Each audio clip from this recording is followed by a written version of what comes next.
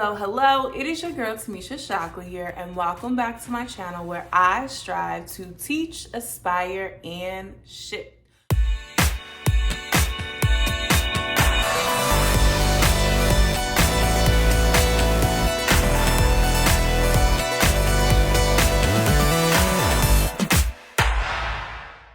For today's video, I'm going to be talking about 3 ways that you can tame, help, lessen, eliminate, hopefully, possibly, your child's aggressive behavior. So before I jump into the 3 ways that we can help tame some of that aggressive behavior that we see within our children, we're going to talk about why they are exhibiting this aggressive behavior, why we're seeing this arise in them. And so it's important that we look at the age of our child. A lot of times younger children are going to have a harder time expressing themselves with their words. You may see them act out in aggressive ways. We may see more hitting, we may see more biting, we may see more pushing, shoving, those sorts of things, because they don't necessarily have the language that they need, skills or language, verbiage that they want to be able to say, but they can't get it out. So a perfect example is you may see a 1-year-old or a child younger than that,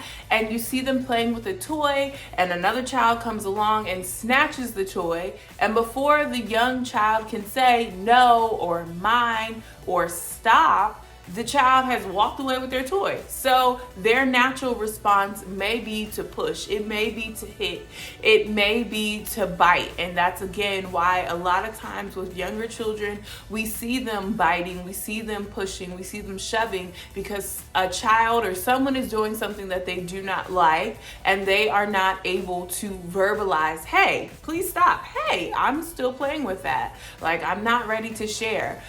So again, this is one of the reasons why we may see aggressive behavior, especially in our younger children. Another reason why we're going to see aggressive behavior within our kids is because they are self-focused. They have not developed the cognitive awareness of those around them, how our choices and actions impact those around us. They're very mine, me centered, and again, they aren't able to process, if I do this, then this will happen. They're not able to look at that cause and effect. And they are also very impulsive. So if someone's snatching their toy, they're looking for a way that they can stop that child or that person from taking what they want. And their first response or their first go-to may be to bite. Because again, they're at that age where they don't necessarily have the words, or they're not able to cognitively put together, hey, if I want to play with this toy, I can just say, please stop. Or if I bite this person, this is going to hurt them. And in turn, I'm going to get in trouble. So different things like that they're not able to necessarily put together at that age, which is going to result in that impulsive behavior. The third thing and reason why we may see a spark in this impulsive, aggressive behavior within our children is that they have that need for power and control. And many of my videos, I talk about how we can cultivate that sense of need of power and control, especially in those young 2, 3, even 4-year-olds have that desire to want to make their own choices, want to make their own decisions. So this is something that can spark some of that aggressive behavior, because they're trying to assert that I am my own person, and I have a little autonomy here. I have a little power and control. So what I do, can result in some of that power and control. So again, they're learning how to work that power and that control for a better benefit, for their benefit, and just, that doesn't result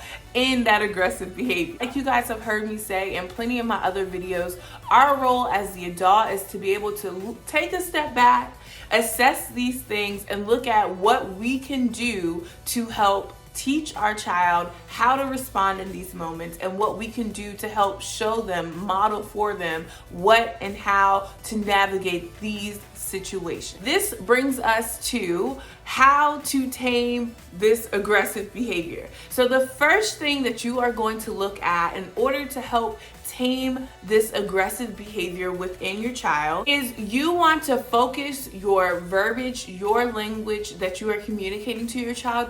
You want to focus on what they can do versus what they cannot do. Because a lot of times if we're telling our children, no, you can't do this, no, you can't do that, no, put that back, no, put that down, no, it's not time for that, that's going to spark some frustration, some anger within them. And so a lot of times for us as the adults in these situations, it is important that we are looking at how are we phrasing things, and are we phrasing them in a way that our child can understand that this may not be a choice right now, but these are some options of things that you can do. And when we take a step back to really assess the situation and even look at phrasing what we don't want them to do, we can phrase this in a way of saying what they can do. This again is going to kind of make them feel as though they are empowered, they are in control, and not even necessarily in control, but this is allowing them to understand that you hear what they're needing, you're hearing and you're seeing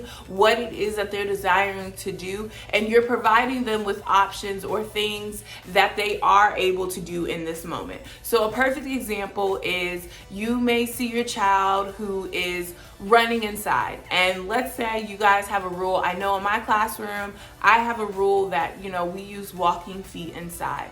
So I'm going to provide my child with those reminders of, instead of saying no running, stop, slow down, I'm going to say walking feet. Running feet are for outside. We are inside, so let's use our walking feet. Or if you have the availability, the time, the space where you can allow them to go outside and run, you can simply tell them, hey, I see that you would like to run. You have a lot of energy. Let me go and you can go play in the backyard. And that is where you can run, because when we're inside, we walk. So those are some things that you're telling your child what it is that they need to stop doing, but you're also providing them with a way of escape, or not a way of escape, but you're providing them with an outlet for what they are desiring to do. And again, not every time is going to work like that. So it may be a moment where you have to say, hey, I see that you want to run and you want to play, and right now mommy's on a conference call, so I'm going to set my timer, and when this timer goes off, my conference call will be over and we can go outside and take a walk to the park so you can run and play there. And with you, again, focusing on what the child can do, what versus what they cannot do, this is going to leave your child feeling empowered. This is going to leave your child feeling good, as though you're hearing their voice, you're seeing their need, and you are figuring out a way that need can be met. The second thing that you can do in order to tame this aggressive behavior within your children is focusing on establishing safety and staying calm. And I said this time and time again that our role as the adult in the situation is to remain calm, cool, and collected. So the first thing that you want to do is you want to secure safety. So if your child is hitting you, if your child's hitting another child, whatever the case is, allow for there to be space. So that way, you're letting your child know, look, we're not hitting, okay? We're not hitting, that is not okay. And then while you're doing that, it's important that you keep the peace, you bring the calm, and you're staying at a leveled, regulated space. So you're not getting worked up and yelling of, I don't know why you keep doing this. No, you're staying at a place of calm, you're staying at a place of peace, and you are establishing safety, and you, again, are keeping yourself regulated. It's important to remember that during this step, you can use very little verbiage. It does not have to be a lot. And so, if it's you creating space, you can say, I'm walking away, no hitting, things of that nature. And remember, it's less about what you say and more about how you respond. So if you stay at a calm level, an even keel, then this will help de-escalate your child and bring them back and allow them to see that you can be upset, but this behavior is not okay. So the third thing, ironically, has three parts to it. And this third step in maintaining or helping to tame aggressive behavior within your child is to reconnect, set future plans, and discuss what happened. The first thing that you want to do in this step is you want to acknowledge the moment. It's important that we use this as a teaching moment and we don't necessarily just brush it off and pretend it never happened. But it's important that we bring awareness to the situation and we acknowledge it, like, hey, we just had a really tough moment there. And so with that, you're reconnecting, you're bringing awareness and acknowledging the situation. And the second thing you want to do is set the boundary. So acknowledge the situation, set the boundary. Then we're going to plan for next time. So we're going to acknowledge, hey, I noticed that when I told you we couldn't go outside, but I was going to set a timer, you got very upset and you hit mommy and you threw your Lego at me. And you're going to set the boundary. So you're acknowledging the moment. You're going to set the boundary of saying it is okay for us to feel upset. It's okay for us to feel frustrated and angry. That's just emotions that we were created to have at times. And it's important that even when you're feeling those moments, to remember it's never okay to hit.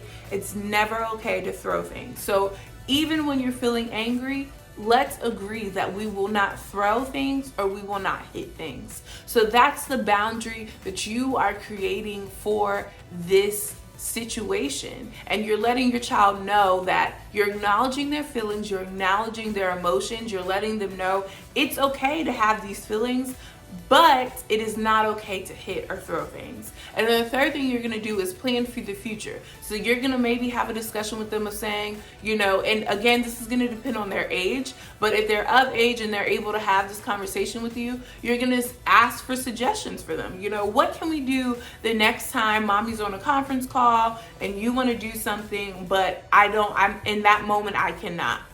What are some things that you can either do as you wait for me to be finished with my conference call? Or what are some things that, what are some things that we can do in order to, alleviate or get rid of some of that anger or that frustration that you have? And it could be, instead of while I wait, I can color in my coloring book. While I wait, I can play with Play-Doh. And if I'm feeling really angry or frustrated again, I can take some deep breaths.